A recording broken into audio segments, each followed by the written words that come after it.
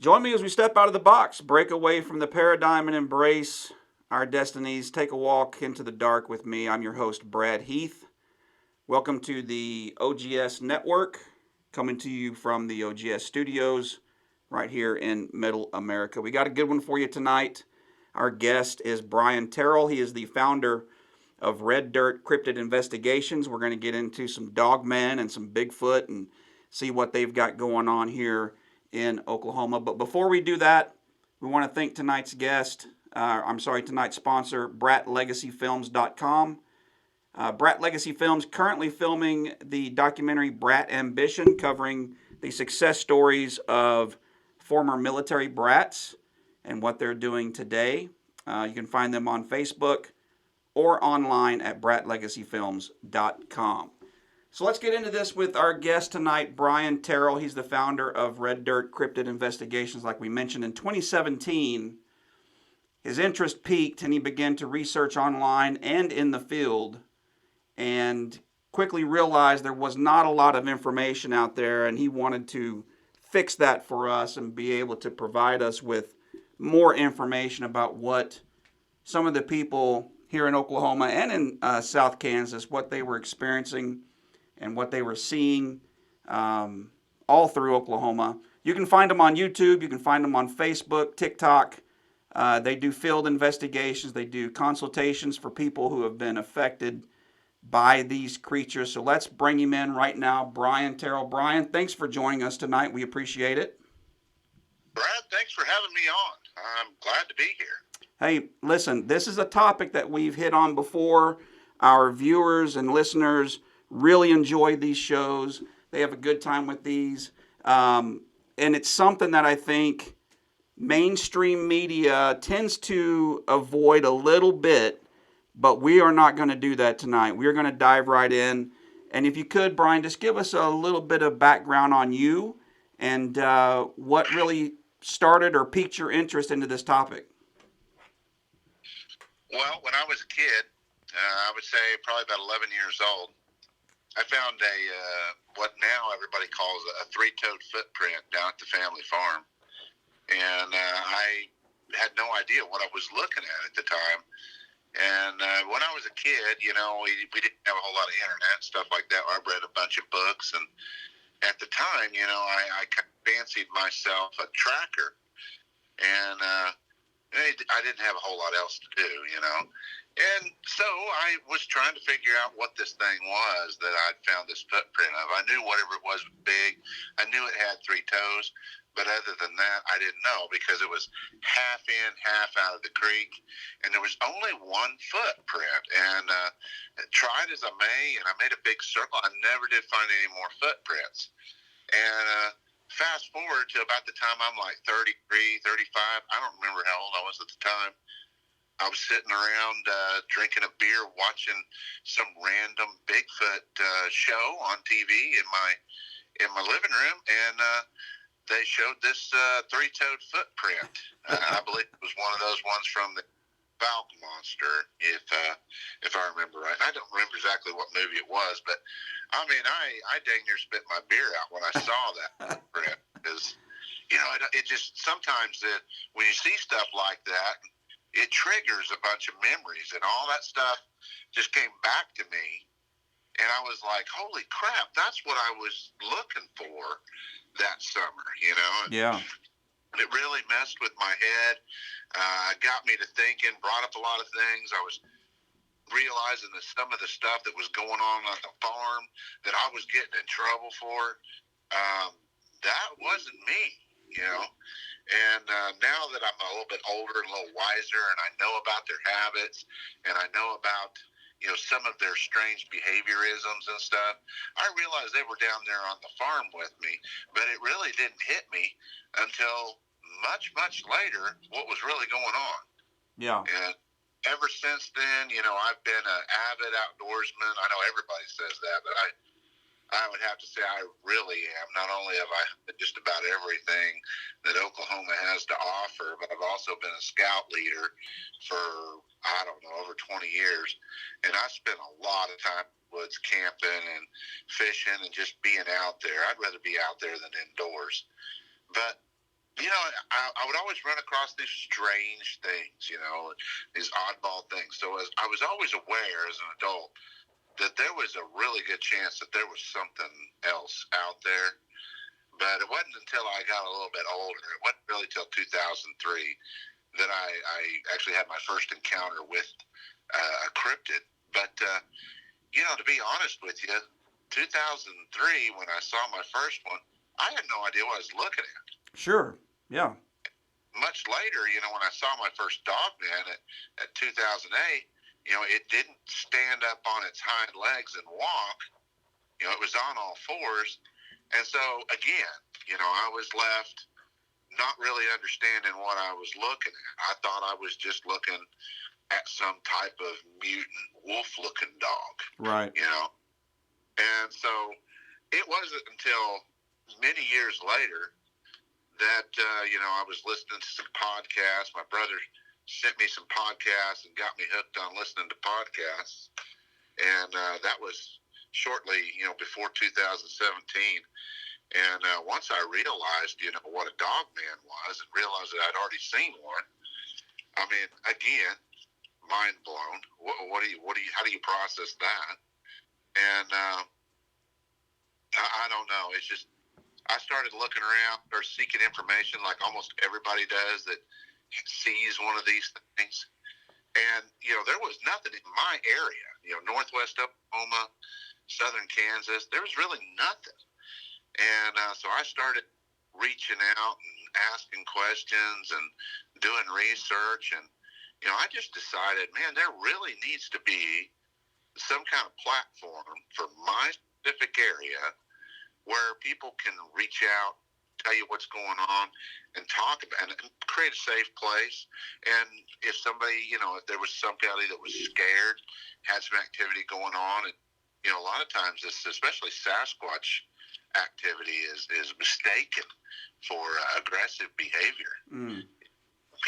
These things scare people when they don't know what they're doing. Sure. And when they don't know what their behaviorisms and manners are, those things scare people. People on a regular basis misunderstand and misinterpret dog behavior. Regular dogs. Right. But you throw another 900 pounds on there. And you see where I'm going with this? Yeah, absolutely. And we've got a pretty intelligent audience when it comes to these types of topics. But let's dive into a little bit of Dogman and what we do know about this cryptid. You had an encounter in 2008. Tell me about that encounter, and then let's kind of tell the audience again what we believe or what we know about Dogman. Okay. Well, my encounter, the one that I had that was really good, I've actually seen two of them, but they both looked different. One was, I think, what they call a type 2, the one that kind of has the hyena face. Okay. And but it was black. And the other one was, I believe, what you call a type 1 variant. If you go by those charts that you see floating around on the internet, I don't know who made them up or whatever, but they suit my purposes for the two I've seen. But the type 1 that I saw in 2008, I was driving around out by Covington, Oklahoma, to be with you. And I was going out to one of my family farms, and it was broad daylight. I don't exactly remember what time it was, but I can tell you that it was winter time. And I was just driving down, and there's this little valley, and there's this place. It's kind of a dry creek, Sure. where there's only water running through it whenever it's raining. I guess you'd call it a wash or something. But it has, banks and stuff. Well, on one of those banks, I was just driving my pickup, and I happened to drive over the edge down in the road, and I look over to my left, and there it is, sitting there. Its front is up, and its haunches are down, and it's just sitting there, and it didn't even look at me. It's actually kind of funny because it almost seemed like I surprised it. in a pickup. Yeah, right. And I really wasn't that far away from it. Maybe 65, 70 yards. I don't know. One of these days, I'm going to buy one of those fancy tools that measures distance. But I still haven't done that. But I look out there and I see it. This thing is sitting there. It looks happy, to be honest with you, and it's overlooking the valley. And it's not unusual to see coyotes doing stuff like that. Basically what they're doing is they're sitting there and they're watching for prey. Rabbits, mice, stuff like that. It's pretty common coyote behavior. But this thing was just sitting up there, and it was watching over the valley, and it was being real still. And it was just sitting there. And it looked like a black wolf, except it had a really large head, and its chest was really wide, like exceptionally wide for a dog. You know how when you look at a real wolf and you look straight on, they actually look kind of, like anorexic or something. Yeah, kind of a skinnier face. Yeah, and their legs like almost touch. They're they're to be. If you look at a wolf from the front, they almost look frightened. You know. Yeah. Well, this thing was not that way. He was really big, first of all, but his legs were as far apart as my arms and my chest. I mean, it was obviously he had a chest, a torso. Now I didn't get to see his hands because, well, they were on the ground supporting him. And the first thing I thought was like, damn, that's a really big dog. Right. I turned my head, and at the time I was thinking that, it turned and looked at me. And when it looked at me, it went from looking happy to, I don't know, angry, irritated. Irritated would be the word. And I instinctively, I turned my head back forward, and I looked at the road, because you're driving, you look at the road, and I guess my brain was running this scenario by, and I was punching the numbers. I was like, that thing is only about 65, 70 yards away. That thing is not a big dog. That is massive. That thing is huge. Yeah. And I turned around and I looked back at it, and it's running away. And it's running away from me, and I can see its hindquarters, part of its front, and I can see its tail. And it's running funny, to be honest with you. It had an awkward gait to it. It was, I noticed that it seemed like it was kicking its feet out when it ran a little bit more than a regular dog would. You mean like out to the side? No, well, yeah. Kind of, I don't know, like up higher. Oh, okay. Yeah. Up high, yeah. It was almost like it was, like when a horse kicks. Yeah. Yeah, well, that's kind of what it looked like a little bit. And the tail was like really, really bushy, like ridiculously bushy, You take like a normal wolf and you look at their tail and you just add like 3 times more hair to it. And that's what it looked like, the tail. And that thing was making a beeline for the trees to the north. And I don't think I got 2, 3 full seconds of looking at the thing before it was gone. I mean, Wow. it was gone. It was moving. It was booking. But it was running on all fours. So I never got to see this thing stand up. And I never got to see its hands. Its head was really wide. Its chest was ridiculously wide. And it was basically the size of a cow. Wow. If I, maybe a almost adult cow. If I was standing right next to it, I'm pretty sure that its head, its eyes would be right at chin level on me. I think my eyes would have been a little bit high up, 6'1", but it was that tall, sitting down, and so I had no idea what I was looking at. I'd never even heard the word dog, and I didn't have any idea what it was. And so I turned around after it disappeared. Now, I was watching it until it went into the woods. Once it went into the woods, I kind of like sped up and I kept driving it. And it was kind of an odd feeling. I wouldn't say that I felt dread like a lot of people. I think to feel dread, you got to know what that thing is. And I didn't know. I didn't know. And I really, back in 2008, I was a real late bloomer for the internet. I had no idea. I thought the internet was a passing fad for a long time. Yeah.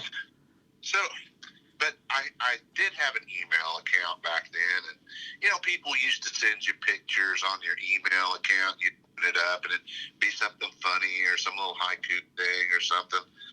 And I'd seen these pictures on the internet of these little Chinese girls standing next to these giant dogs.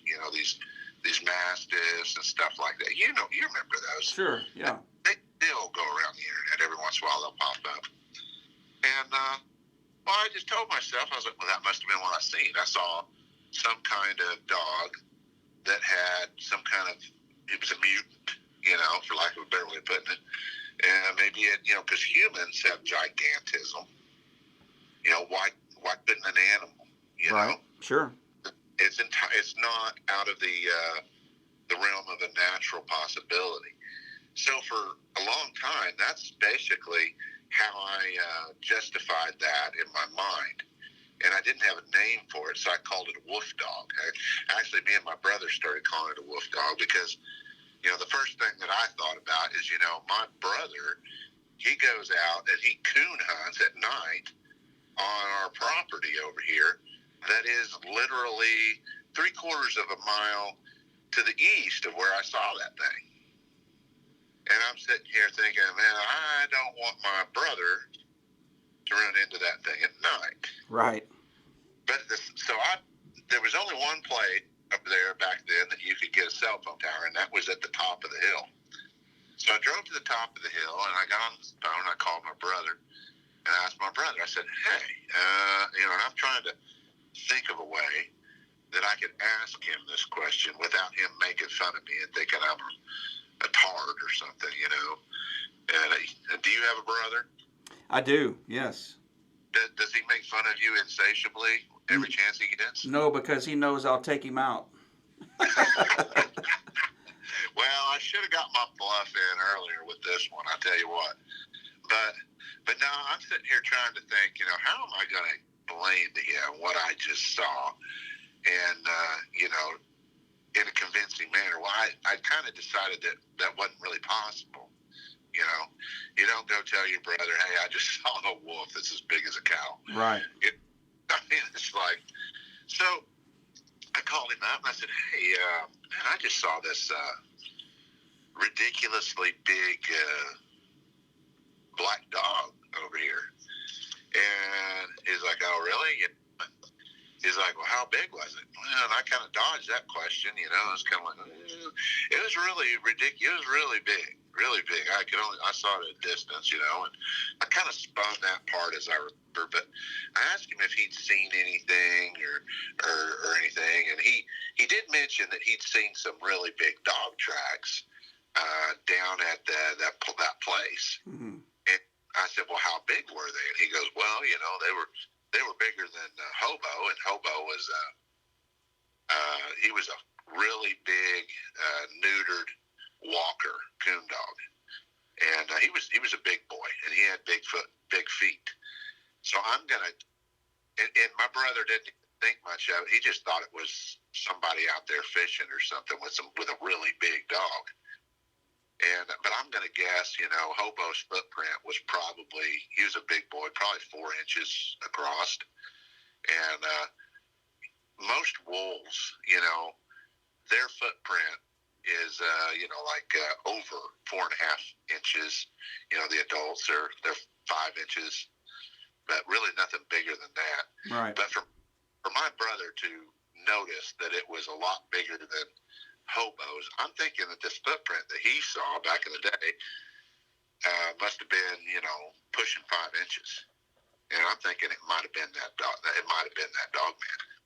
Wow. But he hadn't seen anything of it. But We did have another, what I think, and he argues with me on this, and he's got a valid point, but I think we had another run-in with that several months later out there at that property that is right next to where I saw it, because we were hunting coyotes. And my brother and I had, a lot of times we would take advantage of deer stands. And I had these 2 deer stands that I had set up for myself and for my son. And sometimes we would hunt coyotes out of it.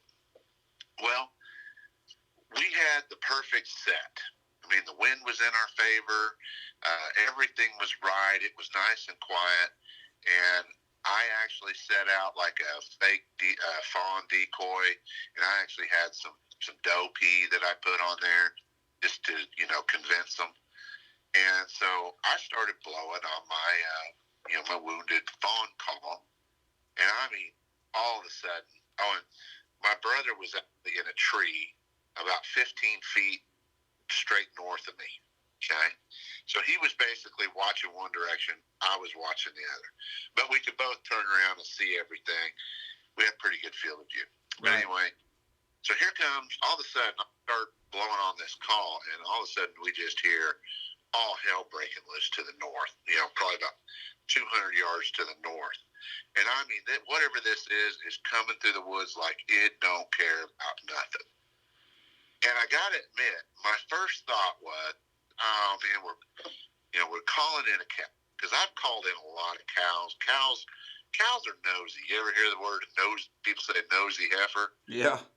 Yeah, cows when they hear some kind of coyote distress type call, they'll come in to see what's going on. Deer will do it too sometimes, and they'll usually mess up your hunt. But I hear this thing coming through the woods. And I remember I looked around at my brother. My brother turned around and looked at me like, what in the hell? Here this thing is coming. So, I'm taking my gun off safety, and I actually kind of slid around in my seat where I was angling that direction a little bit more. My brother was already lined up on it. And all of a sudden, it comes in to about, I'm going to say about 50 yards, and it just stops. And there's this little back cedar trees that are there right there, and they work real good for me when I'm hunting deer out of that stand, because the deer can't see me on the other side of the cedar trees until they walk out and they're right there on my shooting lane. It's a perfect setup. Well, this thing stopped behind those cedar trees, and I never saw nothing move, but my brother said that he could see something moving through the trees. Like, he could just see movement back there behind those cedar trees. He said it moved around, and it probably sat there for 10, 15 seconds, being real quiet. And then all of a sudden, boom, it took off running right back the way it came. And I'm here to tell you right now, neither one of us did anything to bust us ourselves. The wind was in our direction. We'd done everything right. Whatever that thing was super aware, I guess you could say, or, just really had a sixth sense about it. Yeah. Because if that would have been a coyote or even a cougar or something like that, we'd have nailed it. And whatever that thing was, it was smart. It detected you two pretty quickly then. Yep, and we were doing everything right. Yeah. It was crazy, and I'm sitting over here, and we could kind of hear it. At first, you could hear it moving away at a fast pace, and it slowed down. It got real quiet, And I'm over here looking at my brother. My brother's looking at me, and we both got these stupid looks on our face like, what the hell just happened? Now, my brother argues with me that could have been a coyote, and he's not wrong. We didn't lay eyes on it, but I can tell you, coyotes don't normally make that much noise coming through the woods. And coyotes are usually, I know how smooth coyotes are, and even an older dog, he'll have his tricks, but an older coyote will go downwind of you. He'll try to circle around you, try to figure out what you are before he commits. And this thing didn't even try that. It was almost like this thing just knew.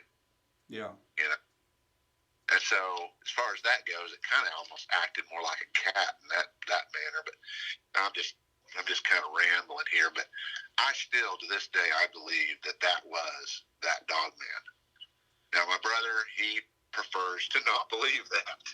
Sure. And, and he may be right. He may be right, but if I had to put money, I think it would be that thing, because the behavior was just so different from any other, coyote.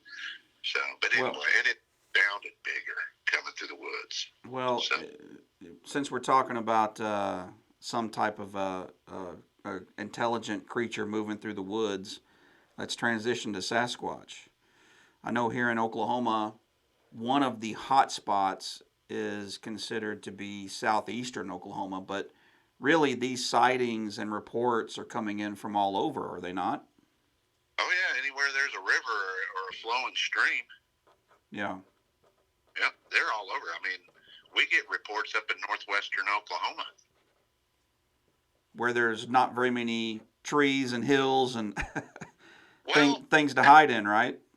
Well, everybody, that's one of the misconceptions, I would say. Your average individual, they think about northwest Oklahoma and they get this vision of the rolling plains. It might have been accurate 100 years ago, but that's not really the truth right now. I mean, you get along any river and you've got deep, dark woods, and a considerable amount of. Now, there are spots where there's a whole bunch of open fields, but there is these, I guess some people call them travel corridors. Yeah. These, and you've got giant, massive patches of woods out here in northwestern Oklahoma. Even if you get up around Fort Supply, if you know where to look, there's a lot of woods. I did a video, went out looking for a Sasquatch sign at Fort Supply Lake at the wildlife management area out there a couple of years ago. Go look at that YouTube video. You'd think we was in southeastern Oklahoma. Wow. I mean, deep, dark woods. Yeah. I know that in the in southwestern Oklahoma, in the Wichita Mountain Range, I know there's been several Dogman reports down there, and I've even found some Sasquatch reports, and even back the famous case of Billy Perry in 1977 in Dewey County near Visay, Oklahoma. The 15-year-old who was leaving the house to go feed his pigs. Yeah. Yeah. Yeah, that was a crazy deal, and that was in the newspaper. That was in the Daily Oklahoma. That was. Yeah, they even formed search parties, if I remember correct. Yeah. But there's been, and that's the thing that people don't realize. There is a historical precedent for Bigfoot and Dogman going all the way back. There's these old newspaper reports and stuff like that. These newspaper guys weren't making this stuff up. I mean, there might have been a few that did, but back then, men valued their word. Yeah. Yeah. And as a newspaper man, your word was basically your whole reputation. And if you were, putting, horse hockey out in your newspaper, it wouldn't be long. I mean, I don't know. I guess there's the argument that people pay good money for gossip columns in the National Enquirer, but man, I don't buy that. I mean, I've never bought a National Enquirer in my life. Is there one case here in Oklahoma that you would consider maybe the most credible, or one that really stands out to you as maybe the most famous? Is there a case out there like that, or do they all kind of share equal value? Well, there's always the siege of Hanabi. Right. But I think the one that, in my opinion, probably is the most documented would be the abominable chicken man of El Reno. That thing was in the newspaper off and on for a long time, and they were bringing in, experts from OU, and they were taking physical evidence down to OU and submitting it for analysis. And they actually had Sasquatch blood on that door that they removed from the chicken coop, and they took it in and analyzed it. But that was in the 70s, and I don't think that they had the technology to, actually figure out what kind of blood it really was. Yeah. But they covered that publicly, to the best of my knowledge, with dignity. I mean, they did. Nowadays, if there's a Bigfoot report, there's always, the reporters or the news anchors, or they're raising that one eye and kind of half winking at the crowd as they're giving the report. Now, I don't think that's. I think it was taken very seriously, reported accurately, and followed diligently by the local newspapers of the time. And I believe there was write-ups in the Oklahoma on it too.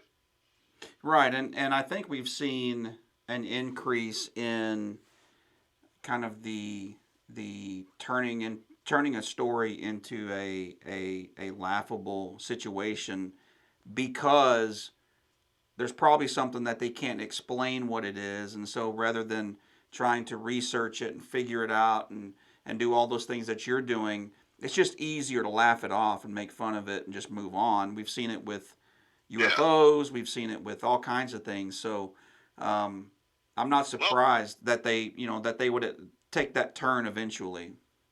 Well, in a way, it kind of makes sense because, over the last 50 years, the general population has been leaving the rural areas and moving towards your major metropolitan areas. Right.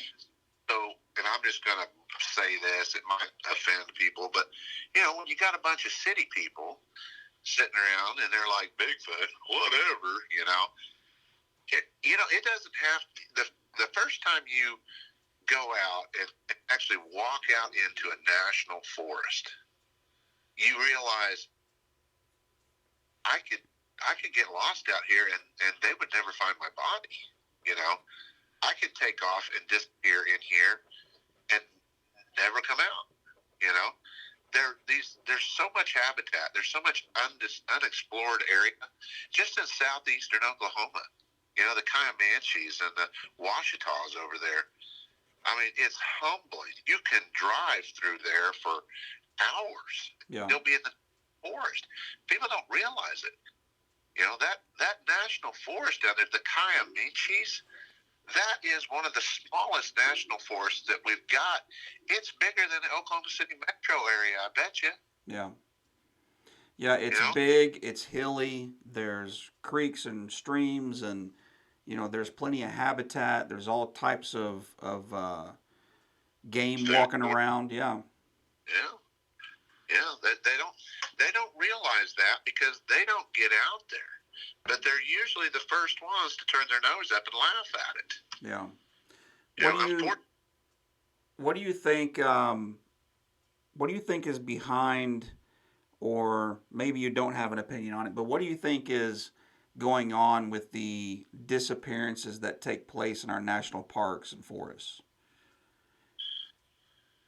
Well, there's a large number of people, and there's been many studies about this where they know that there's about 12 different factors that are usually, at least half of those factors are in play, and some people are just simply disappearing. Yeah, man, it could be a lot of things. Yeah. A lot of people are getting around that it's Bigfoot activity. There's the famous story about Albert Austin, who was kidnapped by a male Bigfoot and taken back to his family, in a cave. And a lot of people laugh about that, but that man documented in that newspaper report and that sworn affidavit at the time details about those Sasquatch that weren't really known until the 80s and 90s about Sasquatch behavior. And he was accurately describing it. He spent, a week with them? Yeah, I believe you're right. Yeah. And he was describing stuff. Now, why did they kidnap him? There's the argument that they were trying to, the father was trying to get a breeding partner for the young female or whatever. I mean, obviously they weren't planning on eating him, you know.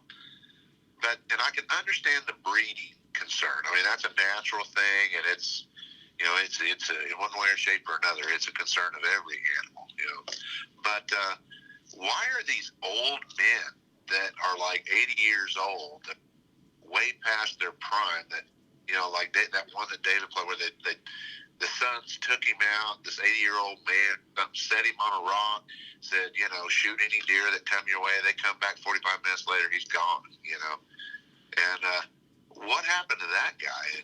What's the deal with these people taking their clothes off in the middle of winter, folding their clothes, setting them on a stump, and walking butt naked into the mountains to die of hypothermia? Right. Yeah. There's been several cases like that. And it's interesting because people want to tie it to something. They don't just want to walk away from it and go, well, it's just unexplainable. We don't know. They want to tie it to something. Do you think that there is a breed or a type of Bigfoot out there that would be aggressive towards human beings and could possibly maim or kill someone like that who's just by themselves in the woods? My answer to that is yes. But first, let me clarify something. Okay, you got to realize too, we're not just looking for one answer. Okay, if we've got, let's just say, 8,000 people that went missing, over the last 3 years in North America. Okay, out of those 8,000, there's going to be different things that happen to them. A certain amount of those people were just, jumping from rock to rock, and they slipped and fell, and they got wedged in between some rocks, and nobody ever found them again. But I do believe that a certain percentage of people stumble onto a Bigfoot or possibly a Dogman, and they stumble into a situation where perhaps there's young involved, and they just get murdered. Yeah. Yeah. Same thing happens with bears. Everybody knows that. But I think that the difference is where a bear will just kill you and leave you all over the place, eat part of you and leave. The Bigfoot, I believe, are smart enough to know that there's going to be a potential search party coming. And that's why I think that there is, these bodies are taken to, several, 7-8 miles away and deposited somewhere. I think that they do that because they don't want to have to relocate from their home ground. Yeah. I mean, that's just my speculation. Right, yeah. And and they have, I'm sure they're just like us. They've got, cranky ones, and I'm sure that I would be willing to say that, they're probably just like us. 90% of us would never hurt a flea, Yeah. But if it wasn't for the laws that keep us in check and the threat of incarceration, we'd have a lot more murders. Probably so, yeah. Yeah, and these creatures, they're not worried about going to jail. So, if you endanger them or if you stumble on them, all they'd have to do is backhand you and they break your neck. Right. So, I think that a certain percentage of it is probably random run-ins that just ended fatally with a Bigfoot or a Dogman. And I think there's a certain number of them that were, I think they were actually murdered by other humans, possibly even their friends that they went backpacking with. You never know. Yeah. I think that there's a lot of different reasons. You can't pin all of those on one particular thing. There's going to be a variety of things, but do I think that Sasquatch probably kills people? Yes. And when they do, I think they probably hide the evidence or relocate the evidence. Yeah. Do you think we're going to have to kill one or trap one for definitive proof? Well, I really don't think that's going to happen. And the reason why is I think the government's protecting them. I think that the government monitors. They've got algorithm listening to everybody's phone, and I think that if somebody gets on the phone and says, "Oh, I just hit a dog man with my truck out here. You need to come check this out," they probably have quick response teams, and they swoop in. They threaten everybody with everything from their life to their retirement, and they get everything hushed up. Yeah. What should someone do if they cite one, or they find prints? Maybe it's at a farm, somebody's place, and they find prints, or they think they've seen one. What should that just every average ordinary citizen do at that point? Well, the first thing you need to do is you need to try to get online, and if you don't already know, a credible field researcher, you need to try to seek that out.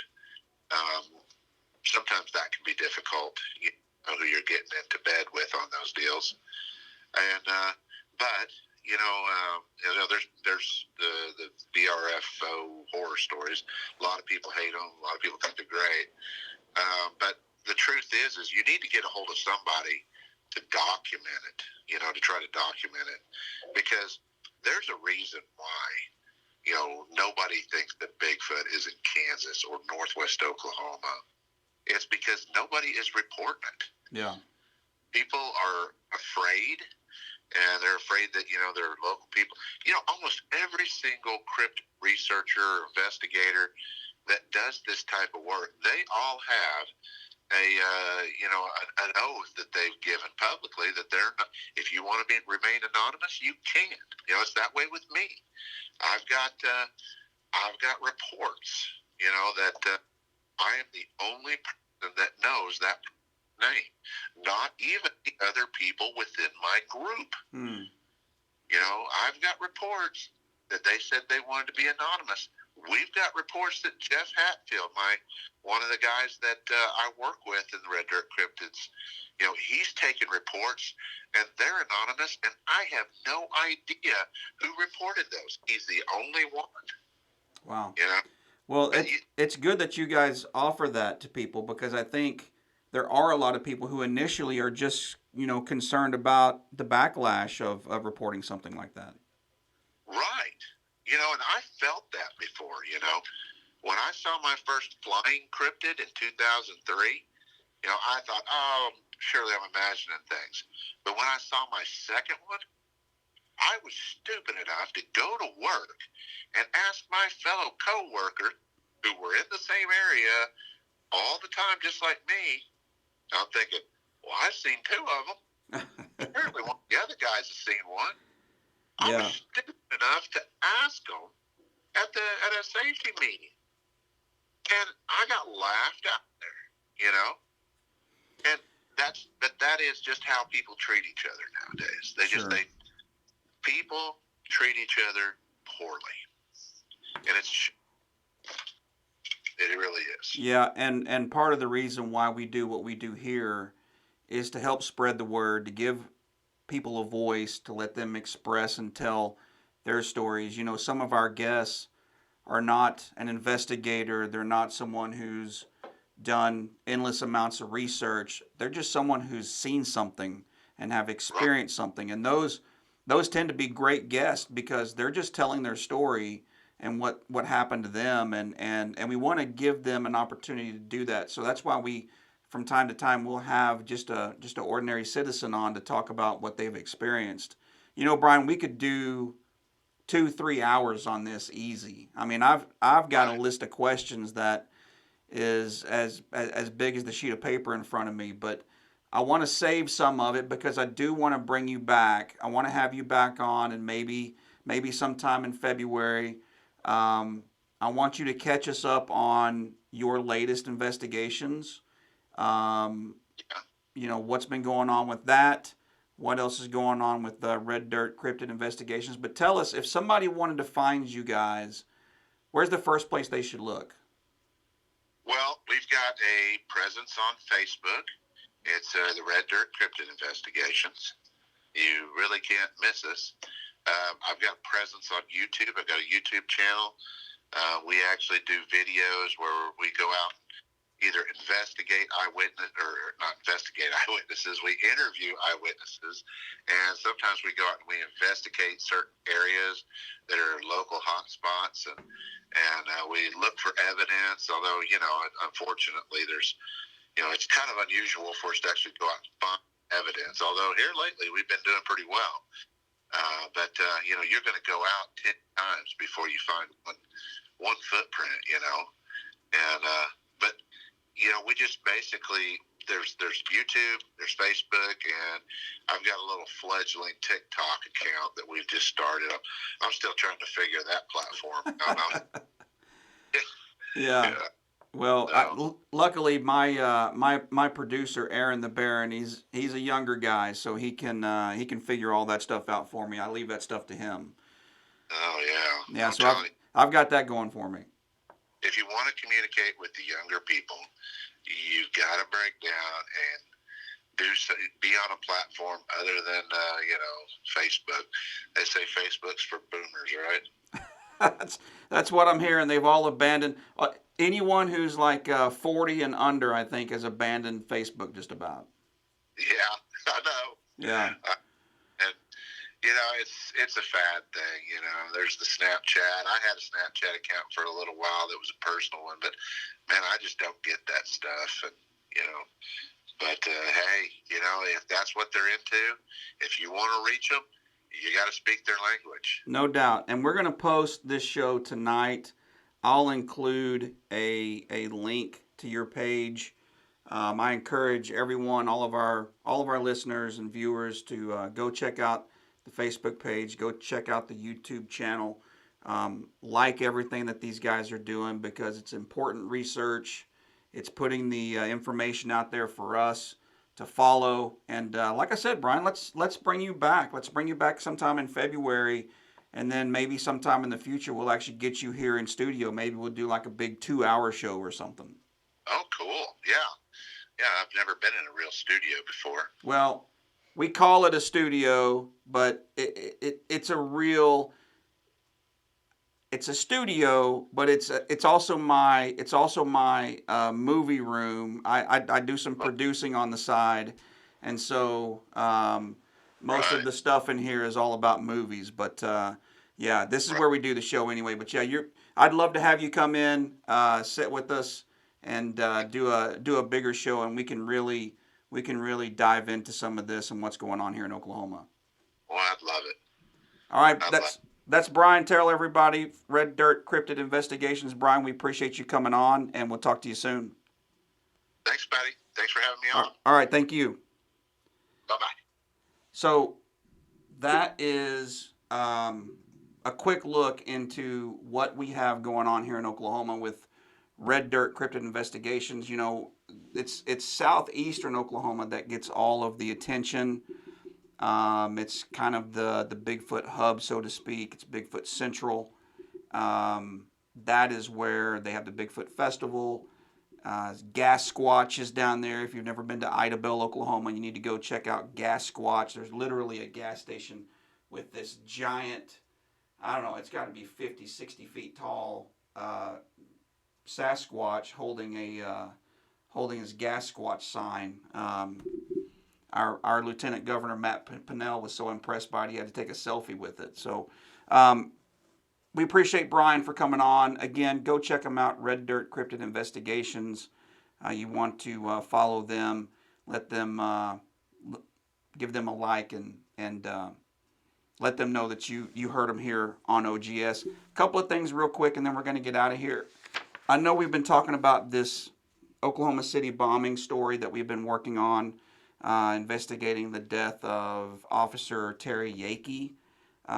We had some information come to us, and we put that show on hold because we wanted to vet the information that we got, and we've done that, and we're just about ready to put this show together and put it out there. I'm not going to lie, We're a little nervous about it because of the information and the sensitivity and what has taken place with people who have touched on this subject. So we're going to put that out pretty soon, sooner than later. I want to get it out now. I want you guys to hear this story. You need to know this story about Officer Yakey. We've also got another stack of documents that were released by the CIA. A lot of stuff in here. There's UFO stuff in here. There's JFK stuff in here. I mean, it's almost endless. It's almost too much to go through. And we're going to bring some of that to you as well. And then ufologist Gentry Anderson, who was here just last show. She's going to come back here pretty soon. She's got some new material, new stuff to talk to us about. We're going to bring her on. And as always, go to the YouTube channel, subscribe to us. We'll continue to put these out to you. Go to the Facebook page, Oklahoma Ghost Stories Into the Dark. Like that page, follow us there, and be sure and jump in on the conversations. We've had a lot of good stories posted here recently. We did the Bessie Brown story, the young lady who married the ghost of her dead fiance. Great story. Of course, the Buried in Oklahoma series we're doing as well. That's a fun series. And our villain bracket. We've got the 64 best villains in the movies, and we're pitting them up against one another. And we're letting you guys vote on the winners until we get down to one final greatest villain of all time. So be sure and check that out. Again, thank you to Brat Legacy Films, bratlegacyfilms.com. Their documentary, Brat Ambition, is going to be coming out maybe by the end of this year. Executive producer John Schwab. If you are a Jack Ryan fan, the TV show Jack Ryan, John is the CIA Director Miller. He is an executive producer with Brat Legacy Films. And Kim McKay, author Kim McKay, is going to direct. It should be a very, very good documentary about what it's like growing up in the military and then later on losing that ID card and being pushed out into the real world, and their success stories after that. I got a little message the other day that George Teague, NFL football player, former Alabama Crimson Tide national champion, is going to be part of that as well. So I think they're going to be doing his interview soon. And that's all good stuff. So, again, for producer Aaron the Baron, I'm Brad Heath. We appreciate you guys tuning in. And as always, thank you so much for following us, listening to us. And for our fans overseas, especially you guys, we love seeing the new countries pop up. And we love seeing places like Canada, places like Vietnam was up there the other day. That's great. Australia is always a big one. Germany. We appreciate you guys so much, and thanks for being part of it. Until next time, see you then.